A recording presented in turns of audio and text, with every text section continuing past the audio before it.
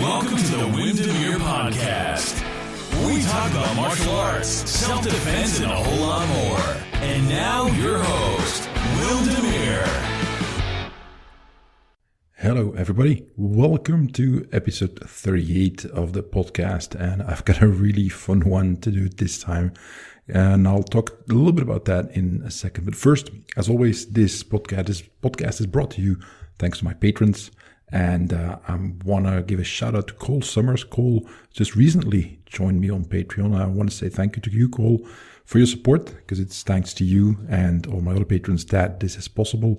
So huge shout out. Thank you very much, Cole. Hope you're having a wonderful day as you hear this. And if you want to support the podcast, go to patreon.com/Wim Demeere, my name, links in the show notes, and then you can check out everything we have there. But also, you can very much help the show by just subscribing, whether it's on iTunes or on Stitcher or maybe anywhere else where you listen to it. That would be great. That helps a lot. And obviously, if you can leave a review where you subscribe, that's also a great help. And obviously, share it with your friends and fellow martial arts and self-defense enthusiasts. So that is it for the shout out. And then we could go right into the updates. I've got a pretty big one this time. We are going to do podcast month in October. So it's October 2019 as I'm recording this. It's the 12th on Saturday. I'm going to do podcast month, and I will explain in a minute why I am doing this. So I already have several podcasts recorded. So I have my third crossover with Ian Abernethy. Ian's a great guy from the UK. He's a karate specialist. I like his approach a lot. And we've done two crossover podcasts before where we both answer questions from our respective audiences. And we also did a recent one, and this one is us talking shop a little bit about how he teaches seminars, how I teach private sessions with one-on-one training as I'm a personal trainer. And this is just...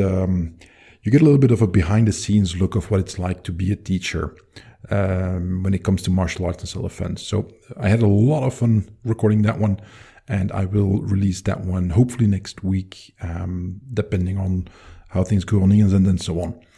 Then I also recorded an episode with Mark McYoung, and that was a lot of fun as well. I've known Mark for 20 plus years, so he was there from the beginning, so I wanted to include him. We had a really long talk.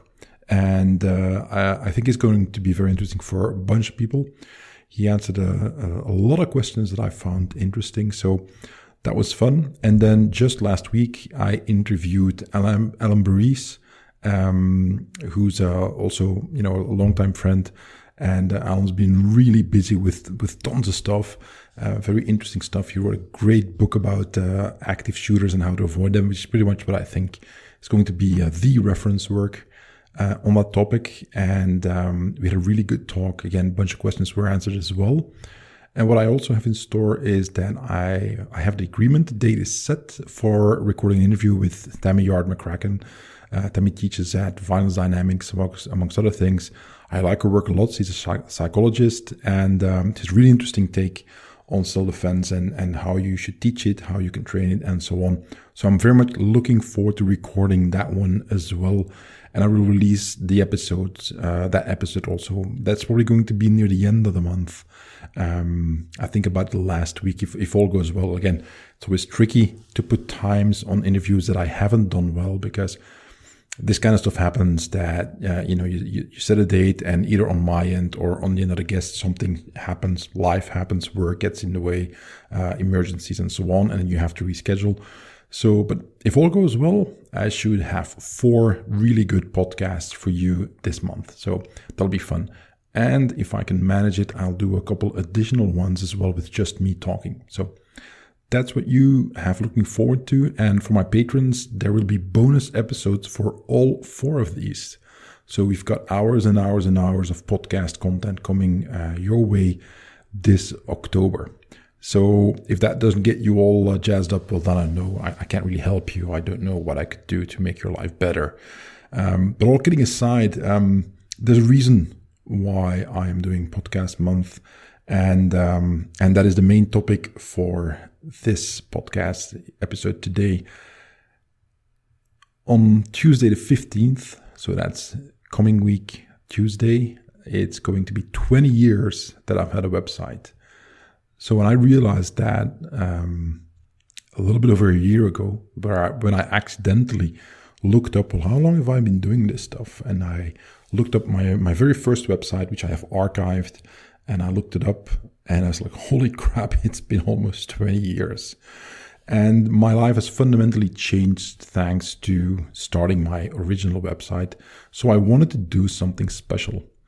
And that is the reason why I am doing the podcasts, because I wanted to give back to you, the audience, the listener, who has followed me for all that time. If you're newer to my work, maybe you haven't seen me from the beginning, but it's been a long, long road to where we are today. And I've had a lot of support over the years from a bunch of people. And I wanted to just give something back. And I was racking my brain, what could I do? And there's a bunch of things that I was thinking of. I was thinking of doing an instructional video. I was thinking of just doing everything free on Patreon for a month and a bunch of stuff. But and then somebody suggested to me, why don't you do just podcast episode? Because everybody's enjoying those a lot. So, could you do some more episodes? Because you only do about 2 a month on average. So how about some more? I said, you know what? That's a really great idea. And then I figured if I could get a bunch of really cool guests on the show for the podcast, then everybody would be happy. And that would be my way of giving back to you all for your support and for your interest throughout these years. And that's how it all started. And in this episode here, I'm going to talk a little bit about what it's been like. Because some of you will know that. For some of you, you've pretty much never known life without the internet. For guys like me at my age, it was very new, and life was different back then. So let's jump in the time machine and go back about 20 years, maybe a little bit longer. That was when the internet was new and it started it was becoming mainstream more or less. But it was still something like people didn't really know what it was going to end up like. What was it for? What was everything that you could do with it? Nobody really knew. A lot of people talked about it like, okay, this is what it's going to be like. It's the future. But I distinctly remember a bunch of people saying like, hey, this is just a fad. It's going to pass. Yeah, it's going to cost a lot of money. There's nothing you can do with this. It's just nonsense, and don't put any money in that, and so on. Well, I'll put it this way. If I would have been smart and lucky, let's call it that, and I would have bought some stock in companies like Google and so on, my life would probably be pretty different. And just to give you an idea, I used to have a friend. He was very much into computer science and so on. He's a very knowledgeable guy. And way back when, I talked to him about that, and I said, look, I've got this idea. I see all these things called websites coming up, and would it be possible to make a thing like, martial artists, that you could go to this website and put your name and your location in there, stuff like that. What kind of arts are you interested in? Do you want to, and you're looking kind of for a training partner or somebody who wants to train together or set up a competition or anything like that. And you can send messages and you could chat with each other like on ICQ. If you guys remember ICQ, I do. That's back in the day. That was huge. All stuff like that. And he thought about it and he said that would be possible, but it would be extremely expensive. I mean, you could build a house with the kind of money you needed to build that kind of website. So I let it go. And looking back at it now, I mean, basically what I'm describing you is a version of Facebook and other social media. So that was a thought and the idea that I had, but then focused on martial arts. And I never did anything with it because my buddy said, you know what, it's going to cost so much money. Forget about it. So I did forget about it. And I remember years later, I was in the US and I was staying at a friend's place, and her kids were all into MySpace. And I was like, what the hell is MySpace? I've never heard of it. He's like, oh my God, this is awesome. And how come you don't know? I said, well, look, I have a website, but I don't know. And that was my first interaction with social media. I used to have a MySpace page, but we all know what happened with that site. So just to give you an idea that it's been a really long road and things have changed a lot. online in those 20 years. And just to give you an idea, so I started my first website and I used the web space that I got from my ISP, and that was a whopping 50 megabytes. Yeah, megabytes. So 50 megabytes, that's, I don't know, you take a couple of, high resolution pictures and you're already there. So it wasn't a lot, but, back in the day, we're talking Windows 2000 and all those old versions, there wasn't much around when it came to really needing a lot of disk space and so on. Pictures, digital pictures, that was just in its infancy when it came to the consumer end. So 50 megabytes seemed plenty. So I started a website. I just wanted to do something. I remember talking to my ex-wife back then, and I said, look, I want to do something on this internet. Sounds cool. And I've always been a bit of a nerd and interested in technology and the like. So, you know what? I started digging and like, what could I do? And I found this program, a free program to download from the internet. It's called AOL Press. So if you guys remember America Online, they had this HTML program that you could use to create websites. And it was crappy as hell. It was really, really bad, but it worked. And I didn't know any better. So like, okay, it's free. Let me give that a try. So I used AOL Press to set up my very first website. And the name of the website was The Grinding Shop. And The Grinding Shop, well, the name was chosen because grinding shop is where you used to sharpen knives. And this, I don't know how it was like in the rest of the world, but over here in Europe, that existed kind of shops where you could go to buy knives. And also, you've got a knife or scissors that need sharpening. That's where you went to grinding shop, and the grinding shop was a reference to an expression that you sometimes, not much anymore, but you used to hear over here, is that they asked, okay, what are you going to do? And you said, I'm going to sharpen my knives. And that was basically referencing that you were going to sharpen your weapons, meaning you're going to train. And my idea with the website was it was always going to be a resource for people who like to train. So what would I put up there? I would put book reviews, video reviews up there. I did a bunch of articles on a bunch of topics. I published techniques, really, really short videos. I had a couple of those, and all sorts of stuff like that. And then a bunch of updates as well. When hey, this guy is coming to Europe, do a seminar. That guy has a new book out. So kind of like a portal site, which is what it was called back in the day, with a variety of content. And I did that for a little while. And one of the funniest experiences that I ever had in my life, and again, just goes to show how different things were back then, is I was at a competition in Sweden, and I'm just sitting there, hadn't even started yet. I was just sitting there on a bench, and this young guy walks up to me, and he said, like, hey, are you Wim Demeere? I said, yeah. Oh, wow, I know your website, I follow your website, and it's great to meet you. I was like, holy crap, I'm in a completely different country, and somebody just recognizes me from my crappy website with the 50 megabyte web space. So that was a really bizarre experience, in this positive, obviously, it was because a really friendly guy, but that was funny. And that's when it dawned on me just what an impact that the internet was starting to have on everybody's lives, and why I thought that it was going to go much, much further than a lot of the critics were saying when it all got started all that time ago. But anyway, back to the story. So first AOL Press, that didn't work out. So I got this software called Dreamweaver. I think Dreamweaver was bought up by Adobe. I think it still exists in some form or another. Not sure anymore. But that was like a fully featured software suite where you could develop websites really, really well. Do a lot of technical stuff and so on.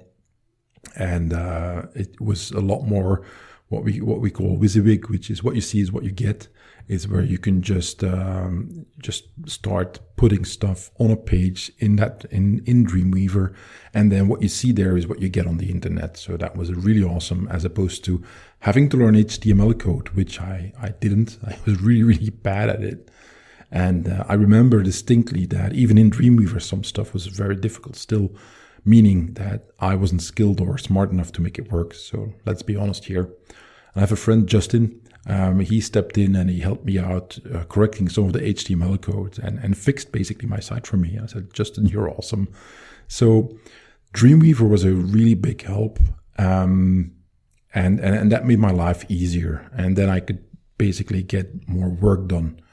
And really fun part, the biggest, let's say, thrill for me doing that website was that it allowed me to get in touch with loads of people that I would normally never have gotten in touch with. One of the most amazing things that happened was that Lauren Christensen got in touch with me and he asked me to co-author a book after he read some of my articles on my website. And I was obviously like completely blown away, like, holy crap, this is the Lauren Christensen wanting to write a book with little Belgian me. So that was really awesome, and that pretty much got me started writing books. So if any of you out there enjoy some of the books that I read, well, thank Lauren, because it's thanks to him. I don't know if I would have become an author if he hadn't basically convinced me that I had what it takes to be good at it. Because I never saw myself as a writer when I was just starting with that website. I was just doing my thing on my little website, but by no means was I thinking of, you know what, I'm going to make this into a writing career and do all sorts of stuff like that. Nope, not at all. Didn't even consider it. And Lauren helped me a lot. He mentored me. He taught me pretty much the business of writing and what I needed to do, and not just on the technical parts of writing, but also how it all worked behind the scenes and what kind of mindset you have to develop to be successful at it. And it's thanks to him that, you know, I'm still writing. So a huge thanks to you, Lauren. I've mentioned it before, but again, thanks for everything. And another thing that followed from that, and that was in part also thanks to Lauren because he introduced me, is that I started doing my videos with Paladin Press. Now, you guys really have to remember, back in the day, I mean, videos, that was all VHS tapes. Remember those? VHS tapes, big tapes that you put in this machine that is underneath your TV, and you have to rewind, and then you have to, you know, it takes a while to rewind from the beginning once you finished it. And if the tape, because it was an actual physical tape inside, got messed up in the mechanism, you have to open up the whole thing and unscrew a bunch of screws and open the lid and very gently pry it out. Because if you mess up the tape too much, that tape is just gone. It's broken. You can't use it anymore. Nowadays, with streaming, with YouTube, people look at you like, what? But that's how it was. And Paladin Press was pretty much the biggest name when it came to anything to do. They called it the Action Library, but it was anything to do with martial arts, self-defense, firearms, and so on. So that was a huge deal for me that they would even consider my proposal, and that was the very first Combat Sancho series that I did with them. Back in the day when we shot that one, I mean, that was they told me it's the most the largest amount of content that they ever shot for a single video project, because I had tons and tons of stuff that I put in there, and you can still get those. I'll put a link in the show notes. That's going to be wimsblog.com/38, so 38, the number 38, wimsblog.com/38. That's where you can see all the show notes. And I did the Combat Sancho videos with them, and then that just started several more videos that I did with them. I did the heavy bag stuff, did the Batman stuff, and all my videos were with them, and that was always a very interesting experience, because for me, that allowed me to see, okay, this is how professional videos are made. A lot of the stuff that you see me do nowadays on my videos, whether it's on YouTube or Facebook, whether it's on Patreon, if you can see it clearly, it's thanks to the work I did with them, because that gave me a lot of insight in how to do that. And if you listen to the upcoming podcast with Ian that I did, we talk about that a little bit, and it's thanks to being in front of a camera that I learned to think about teaching differently. And it made me a much, much better teacher. So everybody that I've been teaching since I did those videos, they were the beneficiary of it at the same time. Same thing when it comes to writing. It informed my writing a lot better because I had to be a lot more aware of, okay, what are people actually seeing if I show it this way? As opposed to what I think they need to know, what I think they need to see. And making a compromise between those two is how can I show it in the best way possible, but also how can I bring across what I actually need to show in this sequence or in this technique and so on. So that was one of the greatest things that came out of it as well. Again, the whole video series that I started making, and I continue to do to this day. I've got a bunch more videos that I did after Paladin Press unfortunately shut down a few years ago. I got the rights back to all my videos and put them online. Again, I'll put a link to my Pivot Share channel, and there's my latest one, Basic Self-Defense. That one's also available on Amazon as a digital download. So and as a streaming on the streaming platform of Amazon. So again, you'll find all the links. So that was the second thing. The third most interesting, let's call it, result of me starting my website is that I got in touch with Mark McYoung, and I recorded the podcast with Mark. I think it was last week or the week before, and we talked about that. I said, look, we're getting old, because just to give you an idea of how different things were back then compared to now, is that the first email that I actually ever sent to Mark was asking him permission that I could put a link to his page on my website, because that was what we thought was a polite thing to do. So things have changed for the better, or maybe the worse. I'll leave that up to you, in the past 20 years. But that was how we got in touch the very first time, and how I eventually ended up on the Animal List. And the Animal List was an email list that Mark runs. And it was a bunch of people in there, a bunch of really big name authors and martial artists, people who you don't know, who are not looking for the limelight, who don't have any products out there or don't do seminars, but had extreme, depth of knowledge of real world violence, soldiers, military people. You had bouncers, you had people who were from the wrong side of the tracks. You had people who lived a violent lifestyle and so on, and a bunch of guys there. And the whole idea was that if you were used to being the smartest, toughest, most experienced or whatever person in the room, if you looked around you on the Animal List, you probably weren't. There was probably somebody else who was tougher, and then you had more experience, had more fights, underneath his belt and so on. So it was a very interesting experience there, just talking to all those people, getting to know them, and seeing what a very polite and friendly bunch they were. There was some stuff every now and then, but like 99% of the time, everybody was just getting along fine. And it was great because nobody had anything to prove. And the people who did have something to prove, they left very quickly. And I can say that I learned a lot from being on the list, and I've heard that people learned from me. I heard it recently again, which I was always find fascinating, because I consider myself just being a guy who does his thing, and if people like it, great. If they don't, okay, also great. It doesn't change anything for me. But it's always humbling to hear some of the people that I hold in very high regard when they say that, hey, I really find your stuff useful.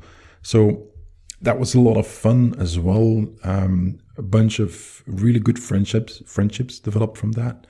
People that I've known now for decades, and I consider dear friends. So that was a great experience as well. And then moving on to the final one that I want to mention, what else that really came out of me having that website was getting in touch with Bob Orlando. Bob Orlando was my Kung Tao teacher. He was also my friend, and he passed away a few years ago, unfortunately. Ever since then, I've been thinking about doing some sort of tribute to Bob. How should I put that?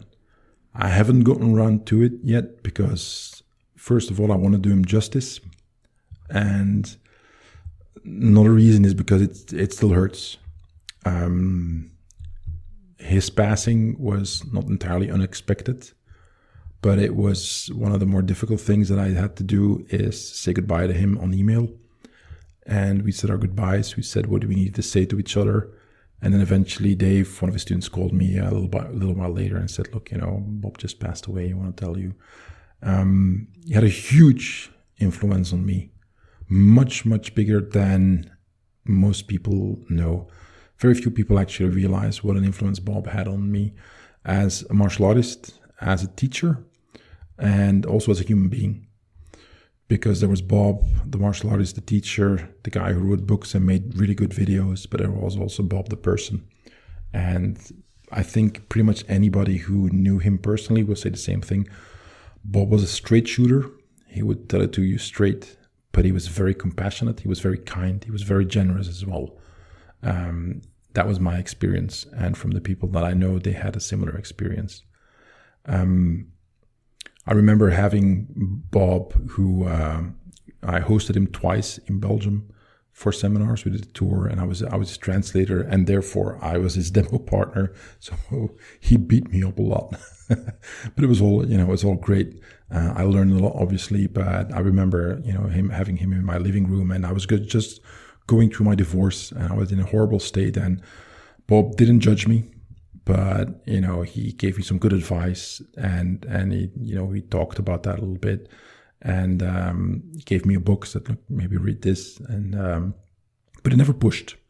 He said, look, if this helps, it's great. If it doesn't, also great. It's fine. The biggest compliment I ever had was from Bob. He didn't say to me, and I've known this for years. I think it's the first time that I'm going to come out publicly with it, because I want to give a little bit of a tribute to Bob, is that I think it was after the first or the second seminar, I don't remember, that I think is the first time that I hosted him here. And obviously, we trained a lot together. And a little bit after that, I went to a seminar with Mark McYoung in Germany. And after the seminar, we're sitting in this bar to go eat something, and Mark gets this smile on his face and says, Bob said something about you. And I said, really? Yeah, he said he'll never be the martial artist that you're going to be. And my mouth literally fell open. I was like, I really don't know what to say. Wow. And that was that's the biggest compliment that I ever got. And I think that getting that from somebody that I look up to so much as a martial artist, as a teacher, especially as well, that was something that gave me a lot of courage and helped me through a lot of dark moments in my life, because it allowed me to say, what? If Bob thinks I'm good, maybe I don't suck at all this kind of stuff. So maybe I do have some value when you're really in a dark place and you're feeling very horrible and you don't see a bright future anymore. And then having somebody who kind of, gives you a nice word, a kind word, and some encouragement, that can help a lot. And that was Bob for me, not just in this particular thing, but throughout the years. And it's all thanks to my website, that I got in touch with him, that I became his student, and that we had many conversations about the martial arts and other things. But most of all, what I learned from him was to be a better teacher. If I am anything as a teacher, it's because I had very good teachers. I still have a few other teachers as well. But Bob was the most organized, the most, how should I put this? His teaching method was extremely well thought out. And that is something that I find fascinating and that I try to emulate in my own teaching method. And I just had and just to give you an example, one of my students went to Yokao Gym in Thailand, which is the gym where Sanchai trains at. And his coach there was former, I'm forgetting his name, but he's a 4-time world champion, Lumpini champion, and so on. And my student said, he's just like you. he's just as technical as you. So I'm like, okay, that's a compliment. I'll take it. And it's all thanks to people like Bob that I try to emulate. And so again, without my website, I don't think we would have met. I don't think I would have invited him to Europe to do seminars. So I really don't know. So that's one of the highlights that I want to give you guys about why I did my website and also what came of it. That you guys maybe never knew, but that were a huge influence on me in my own life. And switching gears a little bit, so I did the website for a while, but then there was something, what was called at the time Web 2.0, and that was the second generation basically of websites and technology. And that was where things became difficult for me. My 50 megabyte web space was no longer enough, and it was quite expensive to get more web space. So I basically stopped working on my website for several years.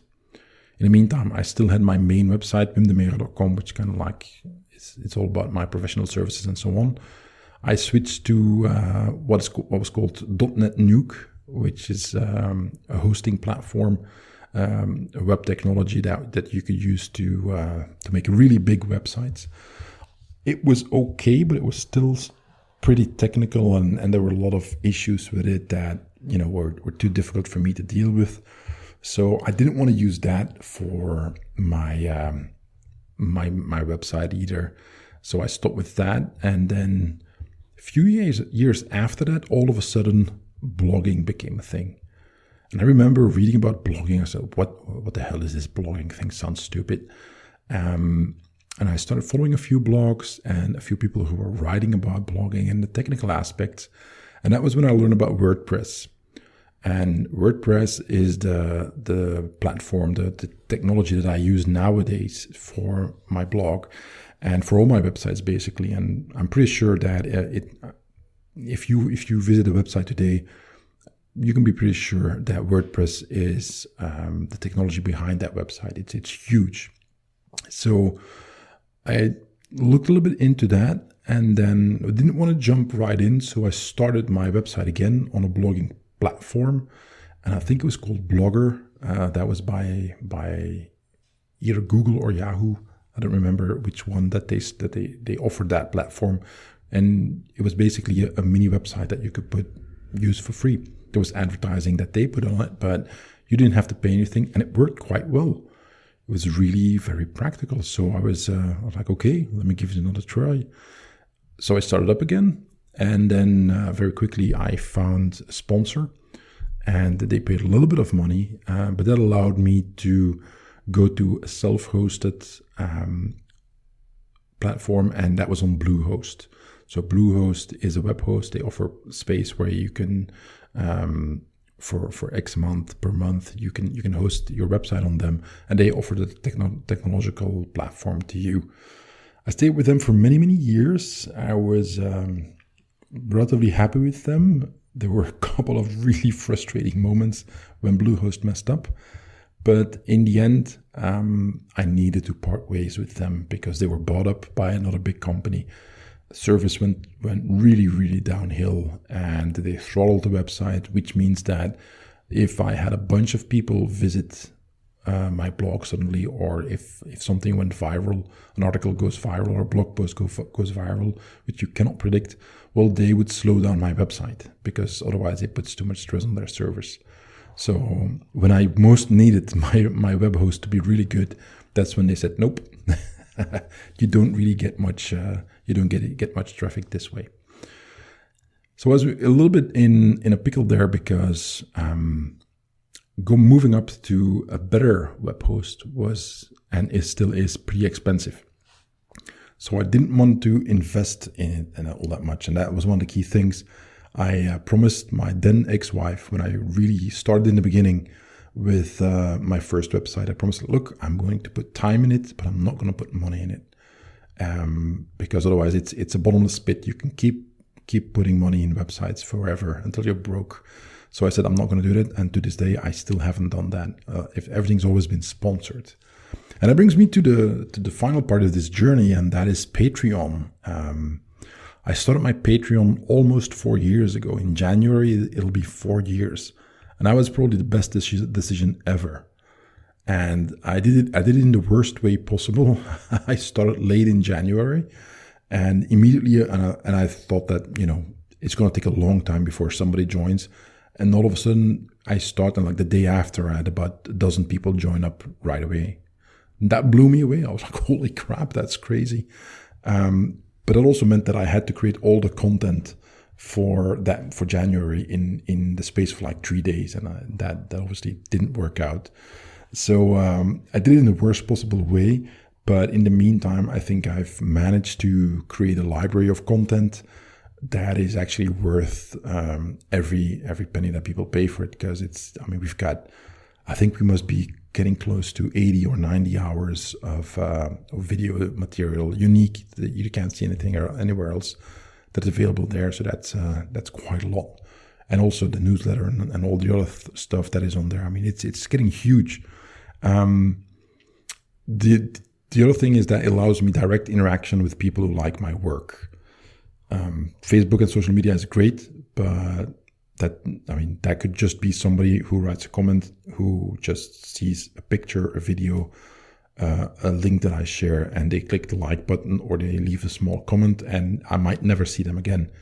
So I don't know who that person is. All my patrons, well, as they pay for access to the content, I'm pretty sure that they enjoy it, otherwise they wouldn't be there. And that is one of the great things about Patreon for me on that front, is that it allows me to talk to the people who I know are interested in what I do. And that helps me fine-tune the direction that I take, which books that I write, how that I write them. Same thing for the videos and so on, blog posts, is so that I can make everything go more or less in the direction that the people who follow me and who like my stuff actually want me to go. Now, obviously, there's a limit. If you want me to make videos about Pokemon, that's not going to happen. I'm very sorry to disappoint you, but that's just not in the cards. So I always obviously have to stay true to myself. But I had some really great ideas for my patrons and some thoughts where I said, like, okay, what do you guys think of this? And they're like, nope. But how about doing it this way? And I wouldn't even have considered it. So that's really great, and obviously the financial support, that's a huge help. And that brings me to the Bluehost part. So I had to leave them, and they screwed me over when I left, because they had to refund me for, I think, at least half a year of hosting. And when I switched to Flywheel, and all of a sudden they locked me out of my account, and then they claimed that, you need to log into your account. I said, look, I'm trying to log in, but it's not letting me in. Reset the password. I never get an email. I said, yeah, but maybe you have the wrong email. I said, nope, my email hasn't changed in the Bluehost account for the last almost 10 years. And anyway, they just gave me the runaround for a long time, and basically made it impossible for me to get a refund. So if you are with Bluehost now, I would very much recommend you get out of there. Wait until you're in the last month of hosting, and just leave. Run fiercely. There are better competitors. I would recommend Westhost for a small site, and Flywheel, and that's what I wanted to say. I'm with Flywheel now, and that is managed hosting, and that is expensive. It's not cheap, but thanks to my patrons, I can pay Flywheel to manage my blog, and that means that everything technical, they take care of it. I don't have to do any maintenance anymore. If something goes wrong, I don't have to fix it anymore. And if there's no need for me to make the backups, they do. Anything that goes wrong, technically speaking, they have to fix it. If there's a hacker that attacks my website, they're on it. So that's a huge break from the past almost 20 years that I always had to do everything myself. Not being an IT specialist, that I had to learn a lot of things that I have no interest in and that I'm actually not all that great at. But so that's been a huge benefit to me, and obviously to my work, because it allows me to spend more time creating content as opposed to maintaining my website. Another thing, the coaching software that I use. So my instructional videos, my violent analysis videos, I have a specific piece of software that I have to pay every year for that allows me to slow down, speed up, rewind, zoom in, draw arrows, and so on the screen. That's thanks to my patrons. The recording equipment that I record the podcast on, the podcast hosting, again, thanks to my patrons. I even got a surprise gift, a really great camera that an anonymous donor wanted to send to me, and it's just my basic self-defense video was shot on that camera. So that was an amazing experience ever since it started with a bang like that, and it just keeps on growing. So I want to, again, I always do it in the beginning, giving my shout out to my patrons, but I want to do it here again. You guys rock. You're awesome. It's thanks to all of you that I am talking to you here on the podcast right now. If it weren't for you, I wouldn't do it. So what I said before is that I made this promise is that I will spend my time I am self-employed. So if I don't work, I don't earn any money. So if I choose to spend my time on something and it costs me money, that's very expensive for me. So I don't do that. And as long as I get the support from you guys, I will keep on going. So thanks a bundle. And that brings me to the end of the podcast. And I want to give a huge shout out to everybody listening. And all of you, you know who you are, who supported me over the past 20 years. And it doesn't matter if you followed me from the beginning or you started following last week or 10 years ago, it doesn't matter. It's just the support has been incredible. And it's really what kept me going for a long time and what keeps me going, because I get feedback from people all over the world, getting messages, getting emails, and people just randomly all of a sudden say like, hey, thanks to that book that you wrote that I managed to defend myself from a technique I learned from you, or I passed. Somebody sent me that he didn't have time to train, but he wanted to enter the police academy and had to do a specific test, and one of my videos helped him prepare for it, and he passed. So a bunch of stuff like that. That's one of the reasons why I keep doing it, because what I love to do is teach. And it's in helping people and trying to share what I know in the hopes that it's helpful for their lives. And when you get feedback like that's just awesome. That's just awesome. So that's it for me, guys. Again, thank you for the support for the last 20 years. Let's hope that I can add another 20 to it. I'm in pretty good health right now, so I hope I can still talk to you in about 20 years from now. In the meantime, you want to go to the show notes at wimsblog.com/38, and I'll put some links up there, stuff that I mentioned. Obviously, again, patreon.com/Demeere. Support me there and see all those really cool content we have there. Like, share, subscribe, join me on social media, all this kind of stuff.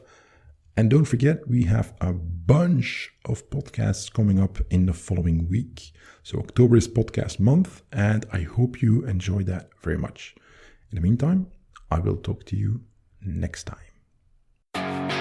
Thanks for listening to the Demeere podcast. For more information, go to www.wimsblog.com.